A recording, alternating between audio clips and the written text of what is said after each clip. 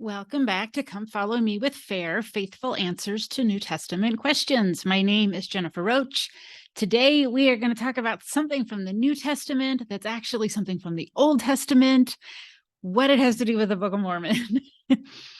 We're talking about Isaiah and why so much of it is in the Book of Mormon. The reason this topic comes up in this week's reading is because we see Jesus going to the synagogue and he reads from the scroll of Isaiah.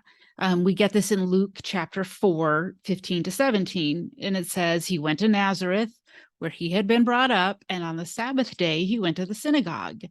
And as was his custom, he stood up to read the scroll of the prophet Isaiah, a little bit edited there for clarity.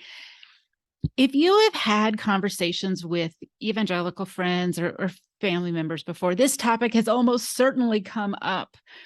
Why is there so much Isaiah in the Book of Mormon? And so we're going to talk about that in a couple of different ways. So first, I want to give you some understanding of what evangelicals mean when they're asking that question. It's a little bit different than what Latter-day Saints mean when they ask that question. We'll look at some of the answers, ways to answer their question, and look at some of the things that our faith brings to this conversation that maybe the evangelical faith doesn't bring. So first, what are they asking when they're asking this? You have certainly heard church members complain, bemoan maybe, about why is there so much Isaiah in the Book of Mormon? But they mean it in a way that says, we already read this during Old Testament year. Why do we have to spend so many weeks on it again? It's a complaint about repetition, or maybe it's a complaint about just not liking and understanding Isaiah. Is not what an evangelical is asking when they ask you, why are there all these Isaiah chapters in the Book of Mormon? I'll tell you my experience. The first time I read the Book of Mormon, I did not know what it was about. I had no idea. I think I've mentioned this before. I actually thought it was about the Utah period. So I opened it up not knowing the plot, and I certainly didn't know that there was Isaiah in it. I think a lot of evangelicals come from that place. Maybe a good number of them know more than I did. I sure didn't know to expect that I would get to see so much Isaiah. So I was really surprised and curious when it came along. I have always loved the book of Isaiah as I knew it in the Bible. And so it was a real curiosity to me about what is it doing here? How is it functioning inside of this larger text? What's its role? What's it doing? That's a longer conversation for another day. Because what a lot of people reading the Book of Mormon initially think is that it's just plagiarism. Like, oh, look, here, this is straight copied right out of the Bible, which would be ridiculous and foolish as an explanation. The people, certainly in Joseph Smith's day, knew the Bible really well. They would recognize the first paragraph when they see it. Maybe the modern reader wouldn't. However, the textual notes, the chapter headings alert you to the fact you're about to read Isaiah. This comes from Isaiah chapter 42 or whatever it is. So it's not plagiarism. That isn't what's happening with the Isaiah quotes. They're functioning inside the text, actually in a way that worries evangelicals a little bit more than if it just were plagiarism. They might be able to wrap their mind around that in some way. It's not what it is. Some of the deeper answers worry them more, and I want to explain to you why. Because what they're really asking when they ask, why is so much Isaiah in the Book of Mormon? What they're really asking is something like, aren't you just stealing scripture from the Bible to legitimize your new book of scripture? And honestly, it's a fair question. They're in a dilemma that goes kind of something like this. If I believe the book of Isaiah is scripture when I read it in the Bible, and here I am reading it in the Book of Mormon, then I have to concede that I believe that at least parts of the Book of Mormon are true, that they are scripture, and I feel uncomfortable saying that because of my loyalty to the Bible. That's where this dilemma usually starts for them. So in order to understand a little bit deeper, we actually need to look at that word scripture. Now, for Latter-day Saints, the word scripture is a really broad word. We refer not only to our 4 standard works as scripture, we refer to our patriarchal blessings as personalized scripture. We treat some of the documents that aren't even officially part of our 4 standard works as scripture. The Proclamation on the Family, very much treated as if it were scripture, even though it's not officially in one of those books. And even further, we treat the words that we receive from our leaders and our prophet during General Conference, we often treat those as scripture. For us, the word scripture has it has a broad meaning. It has a lot of wiggle room in it. And it makes sense, right? We have an open canon. We want more. We want more scripture. It's not the way it is for evangelicals, but maybe not in the way that you think. In the evangelical world, only the Old and New Testament are scripture. Some of them have a little bit of fuzzy knowledge of, like, there were books that were in the Bible and they get taken out and they get put back in. And there's a lot of history over that. Probably a good number of them at least have a fuzzy understanding of that history. But mostly they just chalk that up to being part of the historical process, and that we have a Bible now that is closed. You can see why they get nervous when material from their very carefully defined canon gets mixed in with our open canon in the service of a story that they don't know and certainly don't understand. Now, as an aside, we're going to leave out of the conversation the fact that the entire Old Testament, not just Isaiah, the entire Old Testament is included in their Christian Bible. And over the history of the last 2,000 years, sometimes Jewish people whose Bible the Old Testament was first have had some things to say about that. That we're going to put that aside. It's in the conversation. We're not going to talk too much about it. We do need to talk about open versus closed canon and what that means, why they're so upset about that. So many Latter-day Saints have a really hard time understanding why an open canon is so troublesome to evangelicals. And we say something like, if God has more to say, wouldn't you want to hear it? And this is when something really confusing starts to happen in the conversation with evangelicals, because they do want to hear more from God, and they do believe that God speaks today, and they do believe that they get personal messages from God, as well as the idea that God speaks for larger groups, for all people who call themselves Christians today. We very much have that in common with them. Sometimes Latter-day Saints think, oh gosh, all mainstream Christians think God is done speaking. And that's not actually true. Evangelicals have an incredibly rich tradition of understanding that God still speaks. During my first read through on the Book of Mormon, I really had to grapple with this. I believed that God could and does speak today. But my feelings got a little queasy when we started to talk about it being written down in a book. But when I formulated that into a sentence that went something like, well, God can speak today, but you can't write it down and print it in a book, I knew that was not a solid place to stand. It doesn't logically make sense. If God can speak, you can write it down. If you can write it down, you can put it in a book. And it was surprising to me, but the question illuminates the struggle that many evangelicals have. And really, this is a struggle around authority. So a little bit of history is in order here. Evangelicals are a subset of Protestants, which means, as you will see, that they kind of have 2 strikes against the concept of authority already. So you likely know this history. In 1517, Martin Luther nails his 95 Thesis to the church door, and the Protestant Reformation begins. That's not exactly how it happened historically. That's sort of the popularized version of it. It's good enough for our purposes here.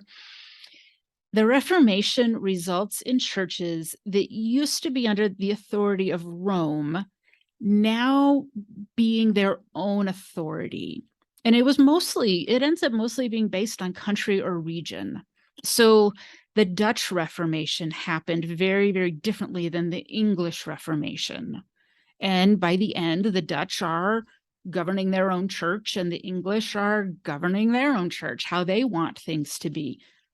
Fast forward 500 years, and we have many churches doing this as they see fit. It's rare that churches are organized in that way, at least in the evangelical world, around countries or regions.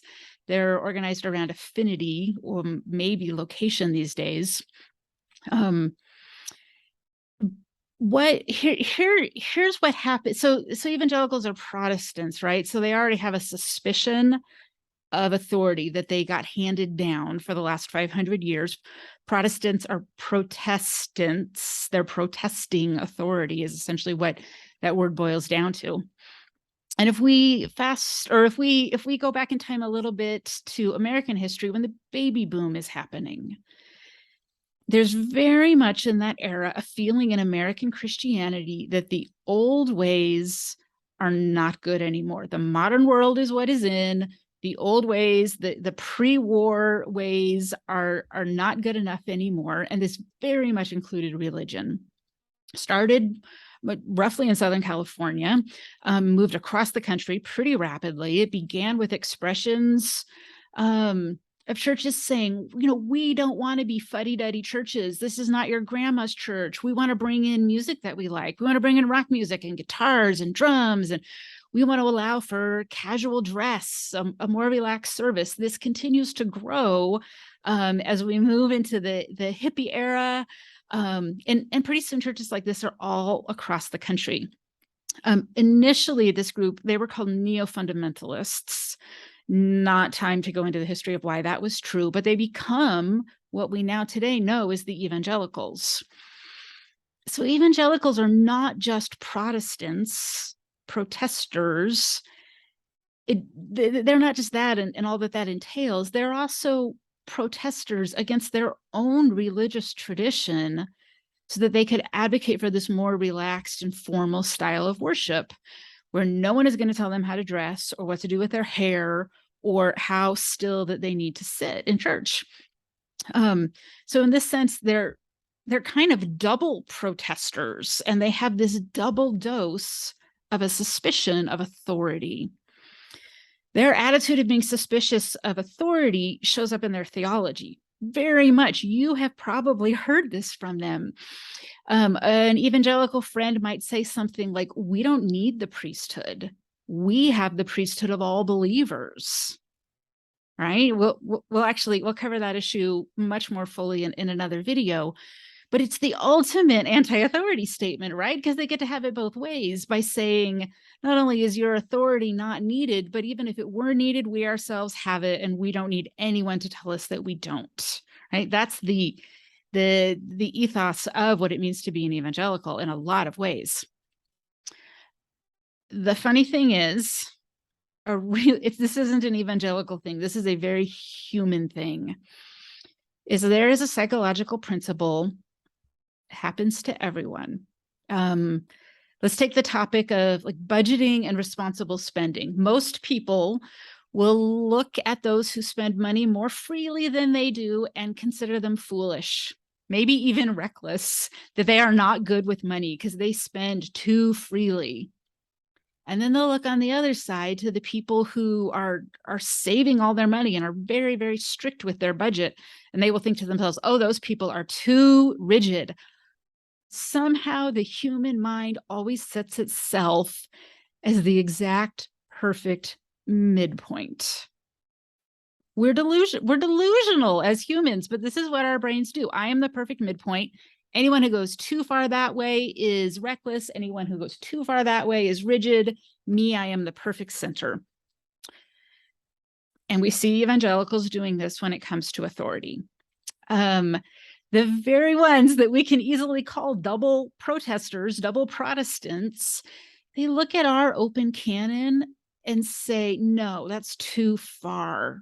You can't add new scripture. You are being reckless. But they also look at their fuddy-duddy grandparents and say, y'all didn't go far enough. We want to open things up. We want to free things. We want to dress how we want to dress. We want to change the nature of what worship means. We are the correct midpoint. That's what evangelicals are doing there. No shade on them. That's a human thing. Everybody does that. But in this case, when you're having the authority conversation with them, that's what's happening. I don't tell you all of that so that you can go out and argue this reality with them. I tell you so that you can understand what is going on with them and why they think the way they do. It's actually a very human and understandable process. Instead of arguing against it and trying to convince them, you really do need proper authority, that introducing new scriptures is a good thing, or that having an open canon is a good thing. Maybe we step back a little bit and go back to the very thing that prompted this entire discussion. What is Isaiah doing in the Book of Mormon? Or, for that matter, consider the verse that inspired this conversation. What is Jesus doing quoting from Isaiah? Well, let's look at what he quotes. Here's what he says. He reads this out of the scroll of Isaiah. The Spirit of the Lord is on me because he has anointed me to proclaim good news to the poor. He sent me to proclaim freedom to the prisoners, recovery of sight to the blind, to set the oppressed free, and to proclaim the year of the Lord's favor. When Jesus takes the Isaiah, he takes it out of its original context and applies it to his day. And he's doing this in a really unexpected way. Everything kind of gets flipped on its head. The poor get what's good. The prisoners get free. The blind get sight. And to be totally fair to the evangelicals, that is what their movement was about. They wanted to bring the experience of worship down to a level where everybody could grasp it. At least that's what it was about in the beginning. The sections of Isaiah that are in the Book of Mormon, why are they there? Right? We see what Jesus is doing with them. He's going to open the gate for everybody, that everybody gets access to God, right? When the Book of Mormon quotes Isaiah, it's there to teach us about covenant keeping, that God always keeps his side of the deal, even when we keep messing up, that there's always a path back to God. When your evangelical friend asks you, why is there so much Isaiah in the Book of Mormon? At least part of what they're asking is, do you really have the authority to add Isaiah to your book? But it's the same pattern and the same purpose that they long for in their churches.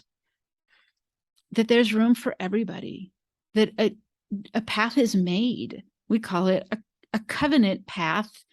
They conceptualize it as everybody gets to dress how they want and listen to rock music during the church service. But at the heart, we're after the same thing.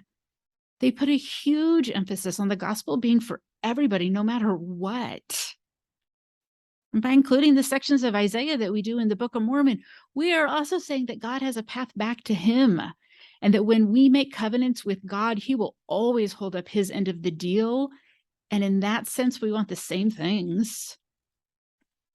And if anything, our unique Latter-day Saint contribution to this conversation is that the path back to God is a path that is defined. It's not something out in the ether that it's just, you must go on a spiritual quest to find this. But no, it's very easily defined. We'll tell you exactly how to do this, how to get ready to make covenants, how to make covenants, how to live in your covenants, right? Like that's all we talk about.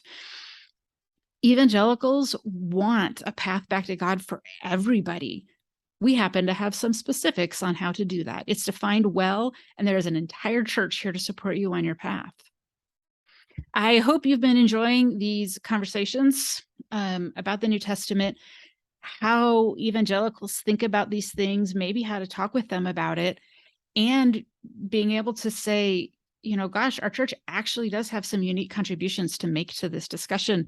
Join us next week. We'll be taking on another question. If you have any questions that you have heard from evangelicals or that you would love to get a faithful kind of answer to, please feel free. You may contact FAIR.